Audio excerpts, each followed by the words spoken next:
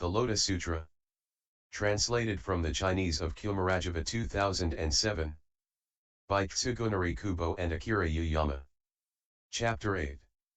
The 500 disciples receive their predictions. At that time, Purna, the son of Matrayani, after hearing the Buddha teach the Dharma according to what is appropriate to sentient beings through the wisdom of skillful means and bestow the prediction of highest, complete enlightenment on all the great disciples, and then hearing stories about past causes and conditions and that all the Buddhas have obtained perfect mastery of transcendent powers, obtained an unprecedented experience and became pure in mind and joyful.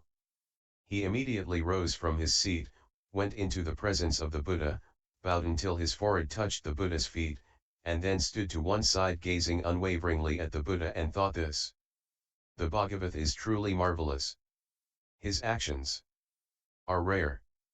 He teaches the Dharma according to the natural capacities of the beings in the world through skillful means, wisdom, and insight.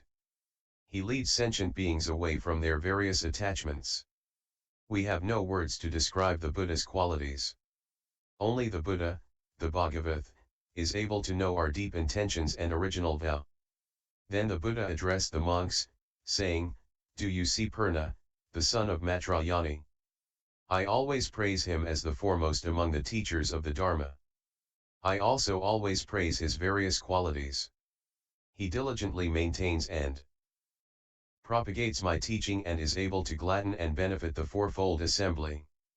He interprets the true Dharma of the Buddhas perfectly and greatly benefits those who practice the pure path of discipline and integrity together with him. With the exception of the Tathagata, no one else explains the doctrine more eloquently.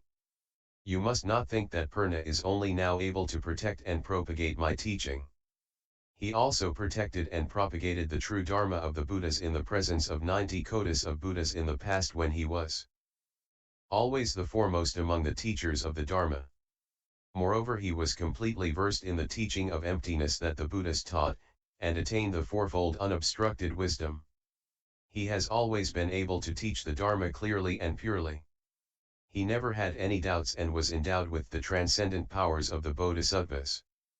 Throughout each life he always practiced the pure path of discipline and integrity. The people who lived in the same Buddha world all thought he really was a Sravaka, yet Purna benefited immeasurable hundreds of thousands of sentient beings through this skillful means and also led and inspired immeasurable incalculable numbers of beings and caused them to attain highest, complete enlightenment. In order to purify the Buddha land he always did what the Buddhas have done and led and inspired sentient beings. O monks! Purna also was able to become the foremost among the teachers of the Dharma under the past 7 Buddhas, and he is also the foremost of those who preach the Dharma under me. He will also be the foremost among the teachers of the Dharma under the future Buddhas in this auspicious kalpa. He will protect and propagate the Buddha Dharma, and also in the future he will protect and propagate the Dharma of incalculable limitless Buddhas. He will lead, inspire, and benefit incalculable sentient beings and cause them to attain highest, complete enlightenment. In order to purify the Buddha lands he will always be diligent and persevering, leading and inspiring sentient beings. He will gradually perfect the Bodhisattva path and, after immeasurably incalculable kalpas, he will attain highest, complete enlightenment in this land. He will be called Dharmaprabhasa, a Tathagata, Arhat, completely enlightened, perfect in knowledge and conduct, well-departed, knower of the world, unsurpassed, tamer of humans, teacher of devas and humans, Buddha, Bhagavat. That Buddha's land will consist of all the worlds in the great manifold cosmos, equal in number to the sands of the Ganges river. The earth will be made of the 7 treasures and it will be level, just like the palm of one's hand. There will be no mountains, valleys, or hollow places. This land will be filled with towers of the 7 treasures. The heavenly palaces will be in the sky close at hand, and the humans and devas will come and go between them, so that they will be able to see each other. There will be no troubled states of being nor any women. All the sentient beings will be born here spontaneously, without any sexual desires. They will attain great transcendent powers, emit rays of light from their bodies, and fly freely through the air. These beings will be firm in recollection, persevering, and wise. They will all be of golden hue and adorned with the 32 marks. The sentient beings in that land will always eat 2 meals, one being the meal of delight in the Dharma, and the other the meal of pleasure in meditation. There will be immeasurable incalculable thousands of myriads of kotis of nayotas of bodhisattvas who have attained great transcendent powers and the fourfold unobstructed wisdom. They will be able skillfully to lead and inspire sentient beings. The number of Sravakas there will be impossible to calculate. They will all perfect the 6 transcendent powers, the 3 sciences, and the 8 liberations. Such will be the immeasurable merits of this Buddha's land, being perfect in adornment. The Kalpa will be called Ratnavabhasa and his land will be called Suvisuddha. This Buddha's lifespan will last for immeasurable incalculable kalpas, and the Dharma will abide for a very long time. After the parinirvana of that Buddha, stupas of the 7 treasures will be erected everywhere throughout the land. Then the Bhagavat, wanting to elaborate on the meaning of this further, spoke these verses. O monks! Listen carefully. The path that the heir of the Buddhas has practiced by learning skillful means cannot be conceived. Because the bodhisattvas know that sentient beings long for inferior teachings and are afraid of great knowledge. They make themselves either Sravakas or Pratyeka Buddhas.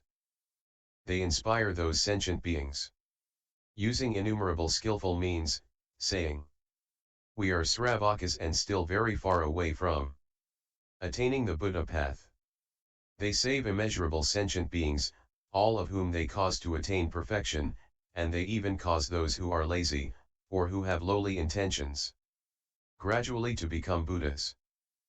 These beings secretly carry out the bodhisattva practice while outwardly calling themselves Sravakas. Having little desire, their thoughts fixed on birth and death, they in fact purify the Buddha lands. These bodhisattvas show sentient beings that they have the 3 poisons. And further they reveal the mark of false views. In this way my disciples save sentient beings through skillful means. If I fully disclosed that they had taken on various forms, the sentient beings hearing this would immediately become doubtful. This Purna has now practiced the path under thousands of kotis of Buddhas in the past, and he has propagated and protected the teaching of these Buddhas, seeking the highest wisdom under all these Buddhas. He showed that he was the foremost among the disciples, and that he was knowledgeable and wise, fearless in his teaching. He was able to gladden the people. He never tired in performing the actions of a Buddha. He has already attained the great transcendent powers and is endowed with the fourfold unobstructed wisdom. Knowing whether the faculties of sentient beings are sharp or dull, he always teaches the pure Dharma, expounding such doctrines as these. He has taught thousands of kotis of beings, and, by making them abide in the Mahayana teaching, he himself has purified his Buddha land. In the future he will also pay homage to incalculable innumerable Buddhas, protect and propagate the true Dharma, and also purify his Buddha land. He will always fearlessly teach the Dharma using his skillful means, save incalculable sentient beings, and enable them to achieve omniscience. Paying homage to all the Tathagatas, and preserving the treasure house of the Dharma, he will eventually become the Buddha, called Dharmaprabhasa. His land will be called Suvisuddha, which will consist of the 7 treasures, his kalpa will be called Ratnavabhasa. There will be a large number of bodhisattvas there numbering immeasurable kotis. His Buddha land will be filled with bodhisattvas who have attained great transcendent powers, and are endowed with dignity. There will also be innumerable Sravakas who have perfected the 3 sciences, the 8 liberations, and the fourfold unobstructed wisdom. Such beings as these will form the Sangha. The sentient beings in his land will have already cut themselves off from sexual desires. Everyone there will thus be pure and born spontaneously, with bodies adorned with the 32 marks. They will feast on delight in the Dharma, and pleasure in meditation, never thinking of eating anything else. There will be neither women, nor troubled states of existence. The qualities of the monk Purna will be completely perfected, and there will be many wise people in this pure land. I am now only briefly explaining these immeasurable things. Thereupon there were 1200 arhats, who had attained complete mental discipline, who thought this, we have joyfully attained an unprecedented experience. If the Bhagavat would give each of us a prediction like those he has given the other great disciples, we would be overjoyed. The Buddha, knowing their minds, addressed Mahakasyapa, saying, I shall now bestow the prediction of highest, complete enlightenment one by one on these 1200 arhats who are in my presence. My great disciple, the monk Ajanatakandanya who is in this assembly, will pay homage to 62 thousands of kotis of Buddhas. He will thereafter become the Buddha called Samantaprabha, a Tathagata, Arhat, completely enlightened, perfect in knowledge and conduct, well departed, knower of the world, unsurpassed, tamer of humans, teacher of devas and humans, Buddha, Bhagavat. The 500 arhats beginning with Uravalvakasyapa, Gayakasyapa, Natikasyapa, Kaladayan, Budayan, Anirudh, Riveda, Kapina, Bakula, Kunda, Svagata, and the others will all attain highest, complete enlightenment. They will all have the same name, that of Samantaprabha. Then the Bhagavat, wanting to elaborate the meaning of this further, spoke these verses. The monk Kundanya will meet immeasurable Buddhas. And, after incalculable kalpas have passed, he will attain perfect enlightenment. He will always emit a great ray of light, and will be endowed with transcendent powers. His fame will spread universally throughout the 10 directions. He will be honored by all beings, and will always teach the highest path. He will therefore be called Samantaprabha. His land will be pure, and the bodhisattvas there will all be of great vigor. They will all ascend marvelous towers and roam in the lands of the 10 directions. They will present the most excellent offerings to all of the Buddhas. After having shown their reverence in this way, they will be full of great joy, and immediately return to their own lands. Such will be their transcendent powers. The lifespan of this Buddha will be 60,000 kalpas, and the true Dharma will last twice as long as his lifespan. The semblance Dharma will last twice as long as this. When the Dharma disappears, the devas and humans will grieve. Those 500 monks will become Buddhas each in their turn, all having the same name Samantaprabha. They will give predictions, one after the other, saying, after my parinirvana, so and so will become a Buddha. The world he inspires will be exactly like mine today. The embellishments of their lands, all the transcendent powers, the assembly of bodhisattvas and sravakas, the true and semblance dharma, the lifespan and duration of the kalpa, will be just as I explained before. O Kasyapa, you now know that the 500 arhats whose minds are free, and the remaining sravakas will also be exactly like this. You should teach those who are not in this assembly. Thereupon the 500 arhats, having obtained their predictions from the Buddha, were joyful and ecstatic. They rose from their seats, approached the Buddha, bowed until their foreheads touched his feet, repented of their faults, and reproached themselves, saying, O Bhagavat, we have always thought we had attained complete nirvana. We now realize that we were ignorant. Why is this? We should have attained the wisdom of the Tathagatas. Yet we were satisfied with little wisdom. O Bhagavat, suppose there were a man who came to the house of a close friend and went to sleep after becoming intoxicated with wine. The intimate friend, having to go out on official business, sews a priceless jewel into the inside of his friend's garment and, giving it to him, leaves. But the man who was drunk and asleep is totally unaware of this. After getting up he leaves and roams around until he arrives in another country. Although he diligently seeks for food and clothing, they are very difficult to obtain. He is satisfied if he just obtains a very meager amount. Later on, the intimate friend happens to meet this man. Seeing him, he says, "Oh, poor fellow! How have you come to this state through lack of food and clothing? Once, on such and such a day in such and such a month and year, I sewed a priceless jewel into the inside of your garment, wanting to make things easier for you and to let you enjoy the desires of the five senses as much as you wished. It is still there, although you aren't aware of it, and you seek your livelihood with great effort and hardship. You have been very foolish. Sell this jewel and use it to buy what you need. From now on you will know neither poverty nor want and can live as you wish." The Buddha is exactly like this. When he was a bodhisattva, he aroused in us the aspiration for omniscience. Nevertheless we forgot, we did not know or understand. We attained the path of the arhats and considered that we had attained nirvana. It was very hard for us to support ourselves and we were satisfied with little. But we never fully lost our wish for all knowledge. Now the Bhagavat, perceiving our minds, has said this: "O monks! What you have attained is not the complete nirvana. For a long time I have made you plant the various roots of good merit of a Buddha and shown you the marks of nirvana through skillful means. That is why you consider yourselves to have actually attained nirvana. O Bhagavat! We now know that we are actually bodhisattvas and will obtain a prediction of highest, complete enlightenment.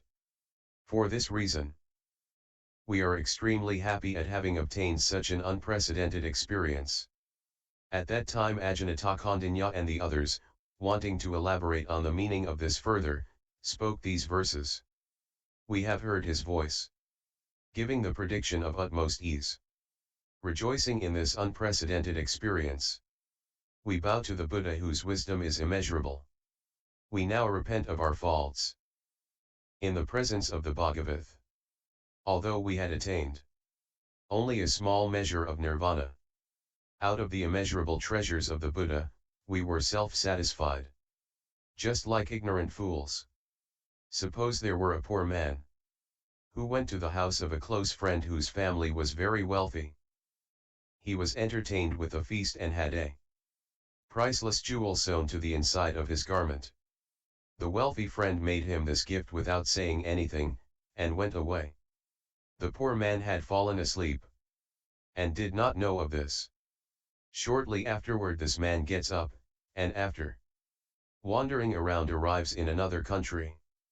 He manages to seek out enough food and clothing to live, but has great difficulty in supporting himself. Yet he is satisfied to obtain a little, and does not desire anything better. He is still unaware of the priceless jewel sewn inside his garment.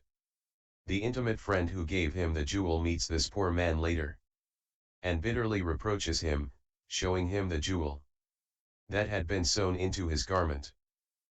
The poor man, seeing this jewel, rejoices greatly, and with this rich treasure he enjoys to his satisfaction the desires of the five senses. We are exactly like this. For a long time, the Bhagavat has led and inspired us through his compassion, and planted in us the highest aspiration. Because we were ignorant, we neither noticed nor knew, we were satisfied with attaining only a small measure of nirvana and did not seek for the rest. Now the Buddha has enlightened us, saying, "This is not the real nirvana. Attaining the highest wisdom of the Buddhas is indeed the only real nirvana." Now, having heard the predictions from the Buddha and of the adorned lands, and the subsequent predictions, we universally rejoice in body and mind. And L. 08.